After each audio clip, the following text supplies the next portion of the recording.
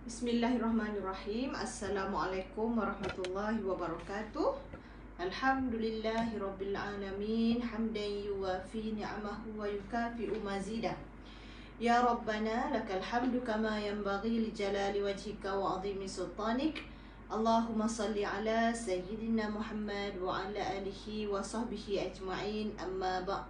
Terima kasih kepada sahabat-sahabat penonton yang setia menonton live, terutama yang setia mengikuti live daripada surau An-Nur, dan saya mengucapkan terima kasih ya. Mudah-mudahan kita semua sentiasa diberikan oleh Allah istiqamahnya, konsistennya untuk sentiasa menuntut ilmu, insya-Allah. Dan hari ini kita nak menyambung kepada wasiat Rasulullah sallallahu alaihi wasallam, iaitu wasiat berkaitan dengan berlindung dari bulan. Tajuk dia menarik sikit hari ni kan. Berdasarkan kitab 50 wasiat Rasulullah untuk para wanita. Apakah dia berlindung dari bulan? Ini merupakan satu hadis yang diriwayatkan daripada Sayyidatina Aisyah. Kita lihat dulu hadisnya.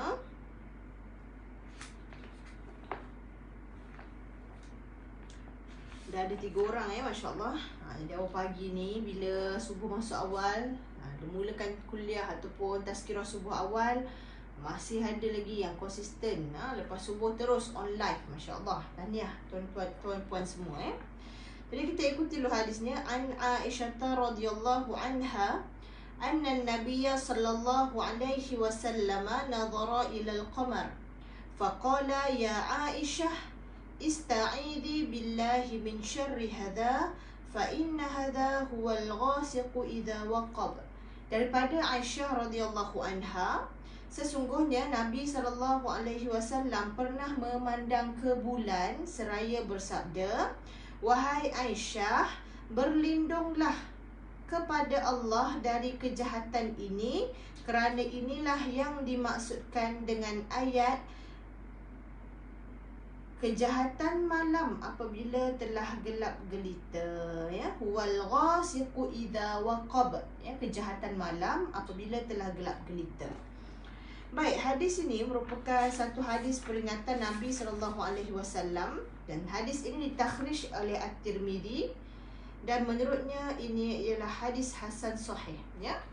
Jadi kalau kita lihat dalam hadis ini ada mengandungi peringatan bahawa Nabi menyuruh Sayyidatina Aisyah untuk memohon perlindungan ataupun isti'adzah kepada Allah, sebab ia merupakan satu pengharapan daripada hamba kepada Allah yang Maha Kaya, daripada makhluk yang lemah kepada Allah yang Maha Kuat, dan daripada makhluk yang kecil kepada Khalik yang Maha Agung.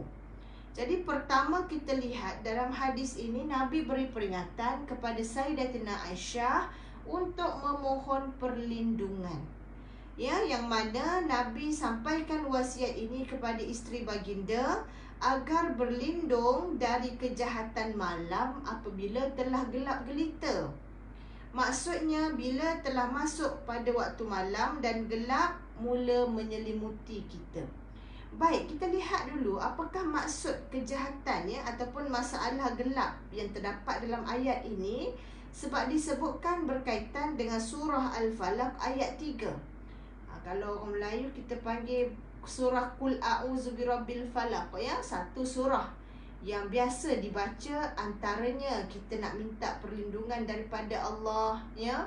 Sebelum tidur biasa baca surah 3 Qul ya, salah satunya daripada ayat ini. Maka sebahagian ulama tafsir berpendapat maksud gelap yang disebutkan dalam hadis ini ialah malam apabila telah gelap.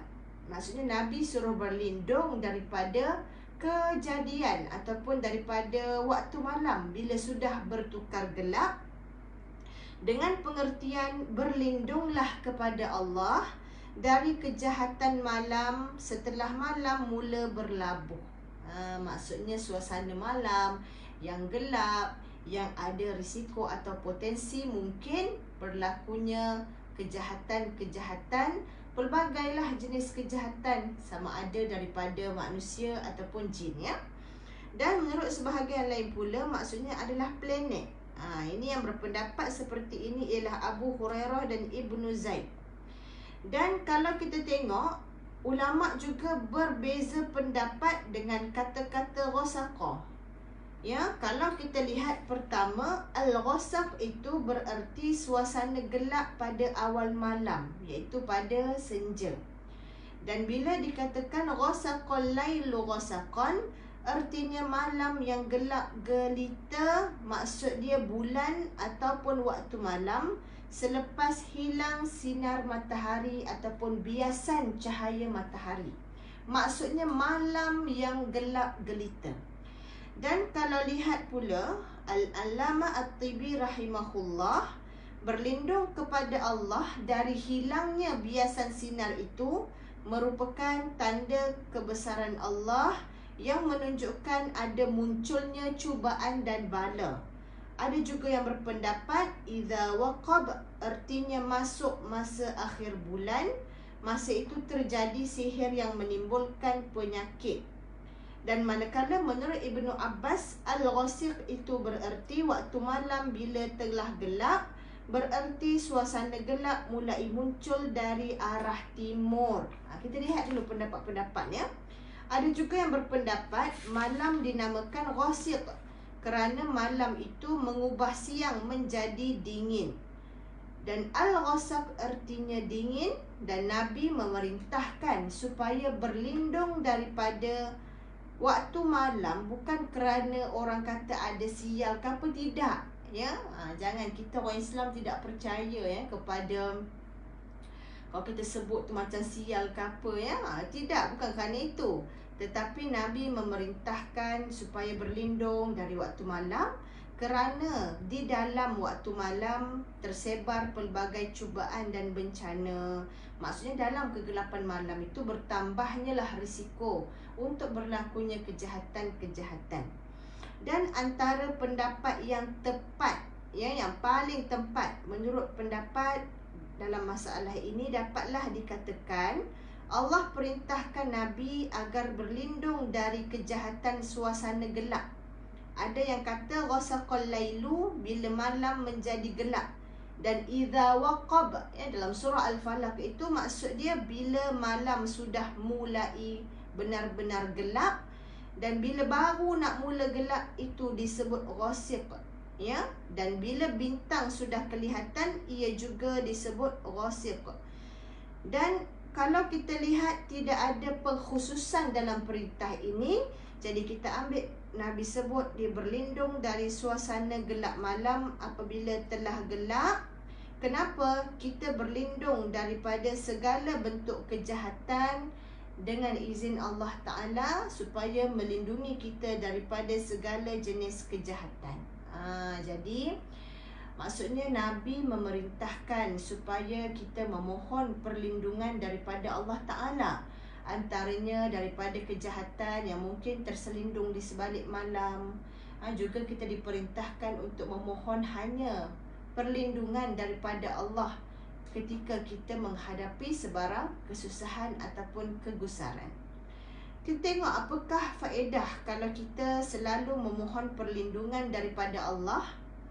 Kadang-kadang kita baca istilah ta'awuz ataupun isti'adzah, a'udzubillahi minasyaitonirrajim kita mohon perlindungan.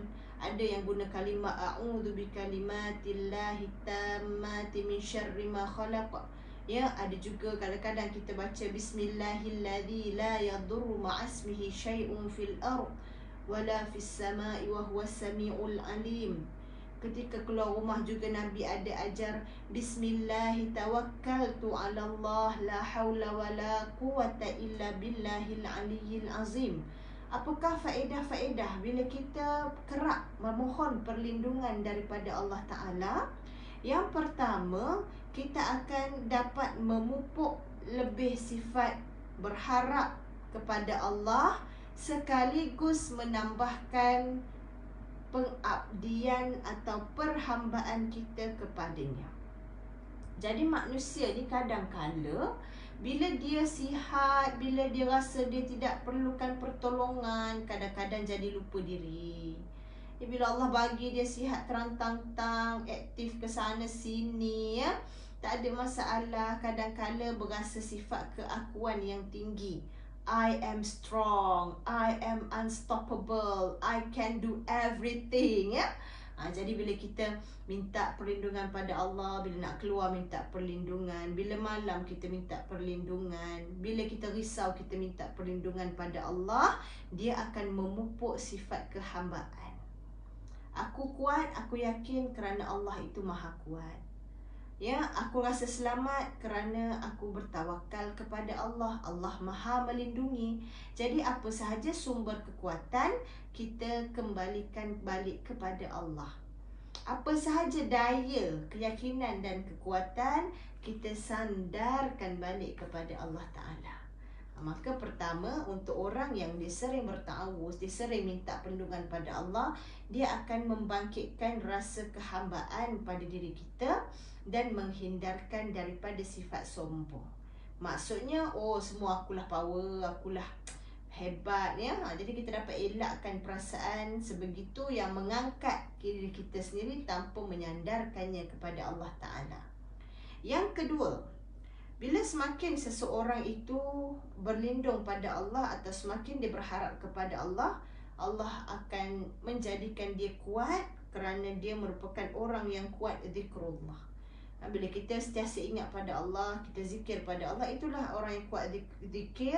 Orang yang sentiasa ingat Allah, Allah bagi tenang kepada dia. Maksudnya, kadang-kadang ada orang dia overthink, ya. Dia suka fikir sampai stres ataupun sampai terlebih-lebih boleh timbul penyakit pula, ya. Tapi saya tak judge lah siapa yang ada penyakit, ada banyak faktor lah. Tapi antara penyumbangnya boleh jadi bila kita terlalu fikir perkara-perkara yang di luar kawalan kita. Ataupun kita panggil overthinking yang melampau sangat. Jadi bila kita ada kuasa yang amat kuat untuk kita sandarkan, hati kita akan jadi lebih tenang. Jadi kadang-kadang kebimbangan tu memang ada, risiko memang ada. Tapi bila kita dah usaha jaga keselamatan, usaha jaga yang terbaik, and then kita tawakal pada Allah, kita mohon perlindungan pada Allah, hati kita akan menjadi tenang, insya-Allah. So yang kedua tadi, kekuatan zikrullah, dia akan memberikan ketenangan dan rasa tenteram kepada hati orang yang sering berzikir dan memohon hanya kepada Allah. Dan yang ketiga, kekuatan kita mohon ampun juga sudah pasti. Apa yang kita minta supaya mohon ampun pula, mohon perlindungan. Kita minta perlindungan, maka insya-Allah kita akan sentiasa dilindungi daripada cubaan yang tidak diingini. Kalaupun mungkin adalah cubaan yang Allah berikan, Allah menjadikan kita kuat dan redha menghadapinya. Jadi bila kita minta kekuatan pada Allah ni, tidak ada khawatir pada diri kita. Kita akan jadi hamba yang lebih tawadu ataupun jadi hamba yang lebih menghambakan diri pada Allah. Sifat kehambaan tu boleh dibentuk, bukan kita yang kuat. Kita kuat kerana Allah bagi kekuatan. So tidaklah bongkak diri tu kan. Dan yang ketiga, insya-Allah kita mendapat seperti mana yang kita minta, iaitu perlindungan mutlak daripada Allah Ta'ala. Wah, ada yang komen, Saudara Rashid Ridha, salam Ustazah hadir, masya-Allah, terima kasih Tuan, ya. Baik, jadi kita lihat lagi daripada semua ini, Nabi SAW, ya, mengajar kita supaya seringkali meminta perlindungan daripada Allah Ta'ala. Dan juga kena ada juga sikap berhati-hati bila malam telah gelap, kerana dia boleh menjadi salah satu sumber ataupun risiko, salah satu faktor risiko terhadap berlakunya kejahatan yang berselindung di balik gelap malam. Jadi bila kita ada pekerjaan, misal kata ada urusan semua, ya, kita bertawuz kemudian laksanakanlah urusan tersebut. Ya, bila kita malam-malam, ya, kalau kadang-kadang ada kejadian pecah rumah, kita pun risau nak tidur kan. Tak apalah, buatlah ikhtiar, kunci pintu, jaga barang dalam rumah, masuk barang dalam rumah, jaga baik-baik. Orang kata apa, kuncilah kereta. Kemudian tawakal kepada Allah dan mohon perlindungan, insya-Allah hati akan jadi lebih tenteram. Dan juga kita lihat dalam hadis ini juga disebutkan Nabi SAW memandang ke bulan, ya. Nabi pernah memandang ke bulan. Maksudnya di sini ialah kalau kita lihat bulan di atas sana, dengar tak suara saya sebab hujan dekat sini, ya. Kalau kita lihat bulan di atas sana, dalam kitab ni tulis, perhatikanlah bagaimana Allah menampakkannya laksana benang-benang halus. Lalu cahayanya semakin bertambah terang. Sedikit demi sedikit bulan semakin sempurna setiap malam. Akhirnya sampai kepada bentuknya yang kukuh dan sempurna. Kemudian makin lama makin berkurang sehingga ia kembali kepada keadaannya semula. Agar di sebalik semua itu nampaklah waktu-waktu yang bergilir bagi manusia dalam kehidupan di dunia ini untuk mencari penghidupan dan beribadah. Maksudnya di sini sahabat-sahabat, dalam penciptaan bulan tu adanya satu manfaat kepada kita, iaitu untuk pengguliran waktu, dan juga kita dapat melihat bagaimana ukuran, bentuk dan kedudukan bulan di langit. Dan bila kita pandang bulan, satu-satunya yang kita akan ucapkan ialah mengucapkan keagungan Allah. Ya, bila kita lihat bulan, mula-mula dia ada sikit saja, orang kata anak bulan, kemudian dia menjadi half moon, kemudian dia jadi full moon, and then they go back to half moon, kemudian dia jadi anak bulan. Masya Allah, siapa yang melihat fenomena alam, lalu dia terpacul hebatnya Allah daripada mulut dia, dapatlah pahala.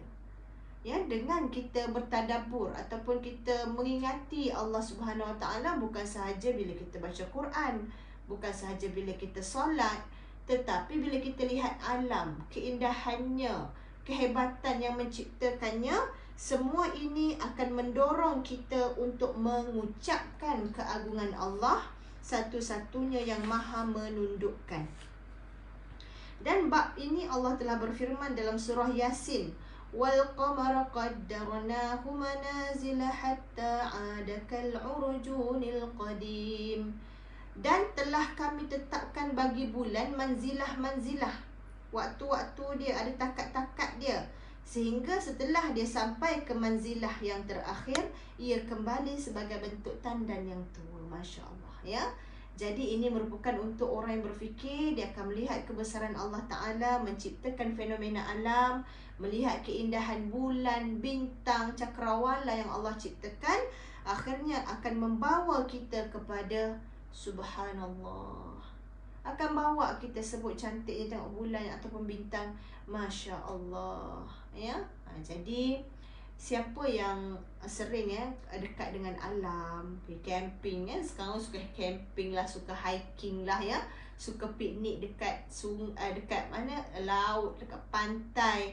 Apa kata bila kita lihat keindahan-keindahan alam tu, kita sebutlah Subhanallah, Masya Allah. Dia akan membawa kita kembali bermuhasabah tentang hebatnya ciptaan Allah Ta'ala. Inilah kita panggil bertafakur. Inilah yang kita panggil sebagai mentadabbur alam. Bukan tengok saja, uyu lawannya bulan, tegangnya cahaya bulan malam ni, lepas tu apa dia? Masya Allah, Subhanallah. Tengok laut yang luas, tak nampak penghujung di mana. Kalau terfikir laut tu, di bawah dia tu berapa banyak lagi haiwan-haiwan ataupun ciptaan-ciptaan yang mungkin kita pun tak tahu dalam laut tu kan. Subhanallah, hebatnya kuasa Allah. Inilah bila kita kata, bila melihat alam, menambahkan iman kita, ya. Jadi bila kita lihat, samalah bila kita lihat bulan, cahaya yang terang, ya. Bulan tu seperti lampu bagi bumi, dapat menjadi tanda bagi menuntun manusia di darat dan di laut. Dia dijadikan bercahaya terang, ya. Maka kita kembali memuji Allah dengan melihat segala ciptaannya. Dan firman Allah tentang fenomena alam juga kita dapat lihat dalam surah Yasin ayat seterusnya. La syamsu yanbaghi laha an tudrikal qamara wa lal lailu sabiqun nahar wa kullun fi falakin yasbahun. Tidaklah mungkin bagi matahari mendahului bulan, dan malam pun tidak dapat mendahului siang, dan masing-masing beredar pada garisan edarannya. Ini surah Yasin ayat 40. Dan lagi satu dalam surah Al-Mulk ayat 5. walaqad zayyana as-samaa'a ad-dunya bimasabih waja'alnaha rujuman lisyayatin wa'atadna lahum 'adzabas sa'ir. Sesungguhnya kami telah menghiasi langit yang dekat dengan bintang gemintang, dan kami jadikan bintang gemintang itu alat-alat pelempar syaitan, dan kami sediakan bagi mereka seksa neraka yang menyala-nyala. Jadi dalam Quran memang telah Allah letakkan, ceritakan berkaitan dengan fenomena alam, dan dalam ayat ini terkandung pelajaran dan nasihat bagi orang yang memiliki hati dan bagi orang yang mempunyai mata. Maka ambillah pelajaran daripada apa yang disaksikan. Semoga kita menjadi orang yang mendapat rahmat. Maksudnya daripada peredaran bulan, bila kita lihat bintang, semuanya biarlah membawa kita menyebut Subhanallah. Ya, Allah jadikan setiap-tiap yang ada tu ada dia punya faedahnya kepada kita. Bintangnya, bulannya, mataharinya, cakrawala yang beredarnya, bergeraknya, semuanya memberikan satu sistem yang penting untuk manusia. Jadi bukan sahaja cantiknya, tapi fungsinya juga sepatutnya menjadikan kita tunduk kepada Allah Ta'ala. Jadi kesimpulannya daripada hadis tadi ya. Pertama, kita kena sentiasa memohon ampun daripada Allah Ta'ala. Dan yang kedua, kita perhatikanlah, ya, berfikirlah dengan melihat ciptaan-ciptaan alam ni, supaya membawa kita kembali kepada menikmati dan mengakui keagungan dan kehebatan Allah dan segala penciptaannya, insya-Allah ya. Lepas ni kalau pergi ke alam sekitar tu, nampak benda cantik ke benda luar biasa ke, cepat-cepatlah kita memuji Allah Ta'ala. Bila ada satu kekhawatiran, kerisauan, kebimbangan, cepat-cepatlah kita minta perlindungan daripada Allah Ta'ala, kerana Dia yang menciptakan segala sesuatu, dan Dialah yang melindungi kita dan menjaga kita setiap masa, insya-Allah ya. Jadi bila kita ada sifat begini, tidak lain tidak dia akan menambahkan rasa tunduk dan hamba kita kepada Allah Ta'ala ya. Baik, jadi seterusnya kita lihat wasiat yang seterusnya, iaitu bab peringatan untuk isteri yang menuntut cerai. Ada tak di depan saya ni yang kalau gaduh je, ceraikan saya, lepaskan saya, hantar saya balik rumah mak. Jadi kalau ada perempuan-perempuan yang suka minta cerai tu, sudah-sudahlah ya, tak elok sebenarnya perangai begitu, walaupun sekadar sebut di mulut, kerana memang ada ancaman ataupun peringatan keras untuk isteri yang sengaja menuntut cerai. Jadi kita tengok dulu isteri macam mana, perangai menuntut cerai macam mana yang tak dibenarkan ya. An Thawbani radhiyallahu anhu qala Rasulullah sallallahu alaihi wasallam, ayyuma imra'atin sa'alat zawjaha talaqan fi ghairi ba'thin fa haramun 'alaiha raihatul jannah. Daripada Thawban radhiyallahu anhu, dia berkata, Rasulullah sallallahu alaihi wasallam bersabda, siapapun wanita yang meminta cerai tanpa adanya sebab kekerasan, maka haram baginya untuk mencium bau syurga. Sekali ya, siapapun wanita yang meminta cerai daripada suaminya tanpa ada sebab kekerasan, maka haram baginya untuk mencium bau syurga. Hadis ini memberikan satu peringatan penting, iaitu untuk para wanita ya, dan juga umumnya kepada suami dan isteri. Rumah tangga ni dibina ataupun dibangunkan atas dasar kasih sayang dan cinta ya. Jadi bila ada perasaan-perasaan sayang, cinta ni akan membawa kebaikan dan berkat bagi orang yang memilikinya. Allah berfirman dalam surah An-Nisa ya, ayat 21, wa akhadna minkum mitsaqan ghaliza, dan mereka iaitu isteri-isterimu telah mengambil dari kamu perjanjian yang kuat. Jadi ikatan perkahwinan ni bukan benda boleh buat main. Bukan kalau kahwin, suka-suka kahwin, lepas tu tak apalah, try test, kalau tak padan cerailah. Jadi cerai pun tidak semua yang salah. Cumanya perceraian bukan benda yang boleh ditetapkan dengan sambil lewa. Tak rasi lah, cerai-cerai lah kahwin, lepas tu kalau tak sesuai cerai je lah. Ya, nak pula sebab apa, mudah. Nak kahwin, nak kahwin, nak cerai ni kadang-kadang ada orang tak buat kenduri apa semua kan. Mudahnya jadi proses tu dia tak rasa sulit, senang je nak kahwin cerai. Jadi ikatan yang suci ni bukan untuk dibuat main. Jadi bila adanya ikatan pernikahan, sepatutnya kita cuba menjaga dan pelihara dia dengan baik terlebih dahulu, ya. Dan kita tengok dulu apakah hak wanita kepada suami dia, ataupun apakah kewajipan suami. Kalau depan saya ada suami, cuba lihat balik bagaimana tuan-tuan menjalankan kewajipan ini setakat ini, ya. Pertama, suami mesti memberi nafkah kepada isteri menurut keadaannya, baik dalam keadaan sempit ataupun lapang. Suami mesti usaha sehabis baik untuk memberikan nafkah sesuai dengan kemampuan dia. Kemampuan ni bukannya maksud okeylah allocate memang sikit je untuk nafkah, itu je dia mampu, tak. Tapi dia kena tahu berapa keperluan yang sebenar dan dia cuba untuk memenuhi keperluan tersebut. Apakah dia makanan, minuman, pakaian, ubat-ubatan yang asas, ya, tempat tinggal dan lain-lain, keperluan untuk hidup, keperluan untuk menjalankan kehidupan dengan baik, ya. Jadi itulah tanggungjawab suami kepada isteri. Jadi kalau tengok ni betul, perempuan dia dah kahwin, sebenarnya suami menanggung keperluan dia sepenuhnya dari sudut yang asas lah. Keperluan yang daruri, yang penting.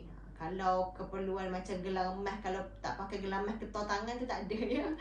Itu lebih kepada hal-hal kemahuan. Ini keperluan yang asas tu memang suami sepatutnya kena tanggung. Baik. Misal katalah suami mampu udang sayur, suami mampu, bini teringin nak makan lobster, tu bini dapatkanlah sendiri, ya.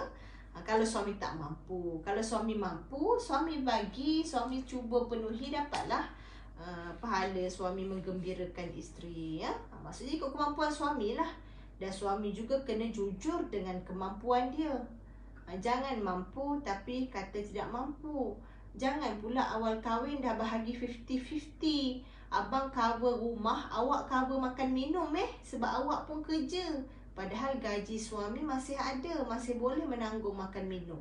Jadi yang asas suami tanggung, yang asas isteri bagi suami tanggung dulu. Tapi kalau nak tambah-tambah, nak holiday, nak makan sedap-sedap, sekali-sekala kat restoran-restoran mewah, nak cover-cover lah. Yang mana suami dah cuba laksanakan sehabis baik. Bukan awal-awal awak 50%, saya 50%. Bukankah perkahwinan satu perkongsian? Tidak, ya. Suami kena lunaskan dulu yang memang suami kena tanggung.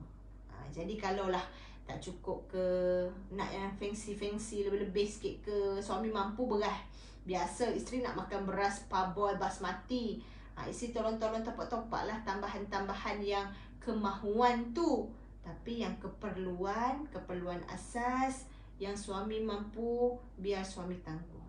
Ini juga untuk menyelamatkan suami daripada orang kata apa, ya, nak kata diazab macam kasar sangat, nak selamatkan suami jugalah daripada mengambil mudah tentang tanggungjawab, ya. Jadi tuan-tuan yang dah menjalankan nafkah sebaik mungkin, dah cuba bekerja, membanting tulang pak kerat, cuba bagi nafkah, ya, sehabis baik, saya ucapkan tahniah. Mudah-mudahan Allah memberikan pahala yang banyak kepada tuan-tuan semua, ya. Juga kepada isteri-isteri, ya, yang bantu suami melunaskan nafkah. Maksudnya isteri bagi peluang pada suami, ya. Isteri kata suami, abang yang kena tanggung, abang kena ni. Isteri menggalakkan suami, bantu suami supaya suami boleh menjalankan tanggungjawab sebagai seorang suami, juga tahniah. Itu kadang-kadang dalam perkahwinan, isteri dia jangan mengambil-ngambil tanggungjawab suami. Tapi kalau isteri dia uji dengan suami yang tidak lunaskan nafkah, itu saya doakan semoga diberikan kekuatan dan dapatlah menuntut haknya kembali, ya. Sebab nafkah ni jangan dibuat main. Dan juga hak di atas tempat tidur, iaitu hak untuk isteri itu digauli ataupun disetubuhi oleh suami. Itu juga hak isteri ya. Dan suami juga dia kena jaga kehormatan diri isterinya, harta dan agamanya. Jadi suami juga dia bukan sekadar bagi nafkah, bukan sekadar bercampur dengan isteri, tetapi juga kena jaga diri isteri itu sendiri, maruah dia, kehormatan dia. Dan suami juga kena ajar isteri masalah agama.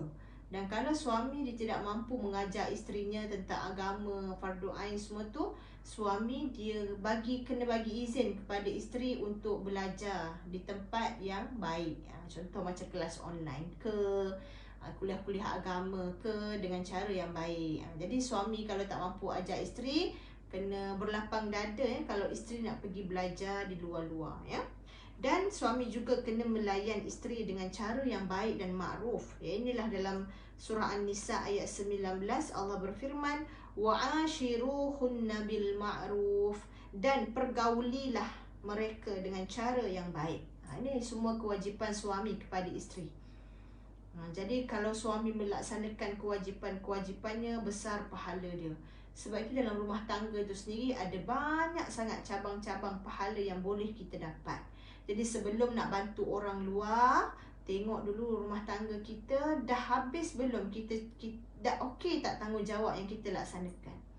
Kadang ada juga mungkin jenis suami yang dia suka tolong orang luar sebab dia kata isteri saya kerja, isteri saya boleh tolong tanggung. Tak. Suami kena laksanakan dulu, bagi dulu nafkah pada keluarga, ya. Lunaskan dulu apa yang wajib tu, barulah akhirnya tolong orang lain.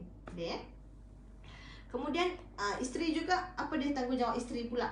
Isteri yang depan saya ni kena dengar juga, supaya isteri tidaklah semua suami. Isteri goyang kaki. Kadang-kadang zaman sekarang ni isteri-isteri pun boleh tahan juga. Dia kata semua tanggungjawab suami. Sepatutnya isteri ni dilayan bagai permaisuri saja ya. Jadi sebenarnya isteri ada tanggungjawab juga dalam rumah tangga. Dan walaupun isteri tidak wajib memberikan nafkah sebagaimana suami, tapi isteri juga ada beberapa tanggungjawab lain. Iaitu pertama, isteri dia harus taat kepada suami dia untuk hal yang tidak menyalahi syariat. Itu kena ingat juga ya.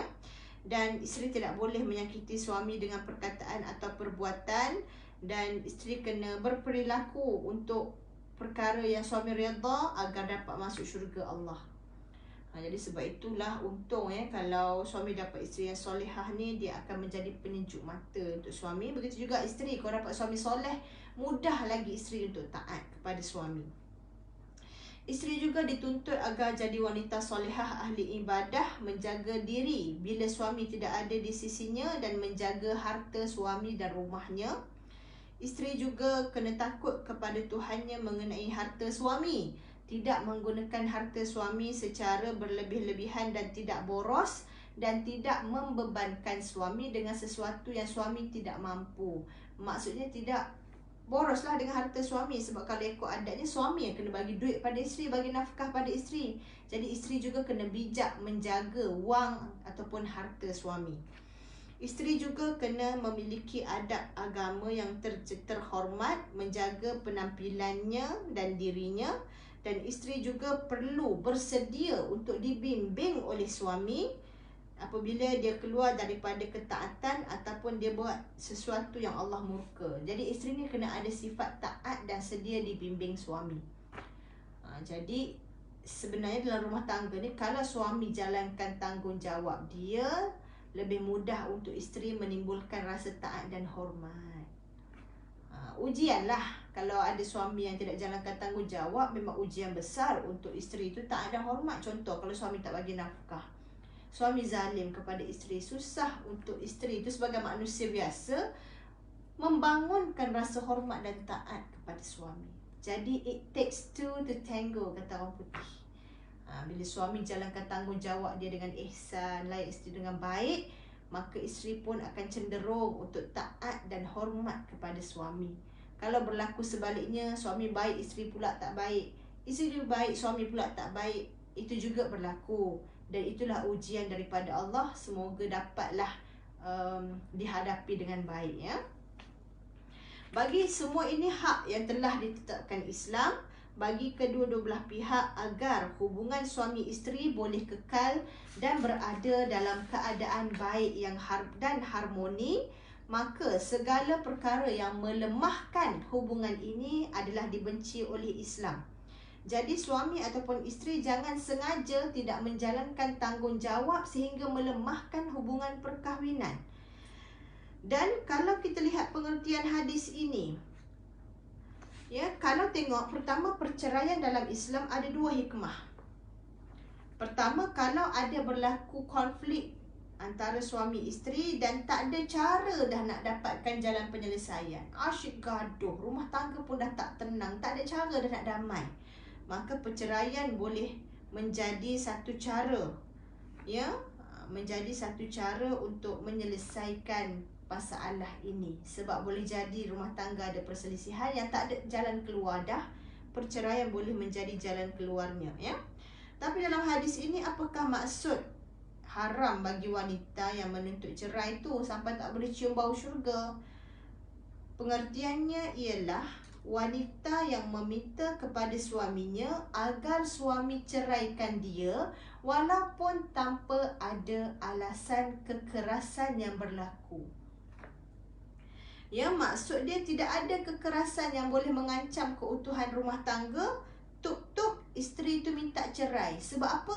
Oh, dia takut nanti kalau suami abaikan dia. Dia risau kalau suami dia benci dia. Maksudnya bendanya tak berlaku lagi, tapi dia takut-takut kalau nanti. Ataupun sebab-sebab lain, tapi sebenarnya suami dia tak ada pun zalim pada dia, tetapi isteri ini minta cerai dengan sengaja sebab bimbang nanti-nanti, kalau-kalau, sangkaan-sangkaan. Jadi tidak boleh isteri menuntut cerai tanpa ada sebab kekerasan yang jelas. Maka tidak mencium bau syurga ni dimaksudkan sebagai satu peringatan dan ancaman, ya, ataupun masih ada kebarangkalian untuk dia cium bau syurga tetapi tidak dapat diketahui bila masanya, ataupun dia tak dapat cium bau syurga pada masa orang lain yang baik boleh menciumnya, atau boleh jadi dia sama sekali tidak boleh mendapatkannya. Jadi ada banyaklah agakan-agakan ataupun pengertian. Jadi kalau kita lihat di sini, yang dimaksudkan dalam hadis ini ialah isteri yang memohon perceraian tanpa ada sebab kekerasan atau kezaliman. Jadi tak boleh ditakutkan perempuan yang memang dizalimi, suami kasar, suami zalim dalam perkahwinan, suami tak jalankan tanggungjawab, isteri boleh, ya, pergi memohon fasakh. Pergilah ke pejabat agama untuk memohon bantuan dan guidance kalau berlaku kekerasan dalam rumah tangga. Saya sebut sebab saya bimbang kadang-kadang isteri-isteri teraniaya ada yang dimomokkan dengan hadis ini. Jadi isteri tu pun bertahan lah, suami zalim pun dia tahan sebab takut masuk neraka. Jadi yang dimaksudkan dalam hadis ini ialah ancaman ni untuk isteri yang minta cerai tanpa adanya kekerasan atau kezaliman yang berlaku daripada suami dia. Suami dia okey je, suami dia baik je, jalankan tanggungjawab. Tapi isteri yang bermasalah, mungkinlah masalahnya mungkin macam-macam lah. Dia risau suami dia nanti berubah hati ke. Dia tak berlaku lagi tapi dia punya sangkaan. Dia risau-risau, dia kekalau-kalau. Ataupun sebab dia tak ada sebab, cuma malas nak layan suami ke, ya, tahu hati ke kan. Jadi tidak ada sebab kekerasan pun.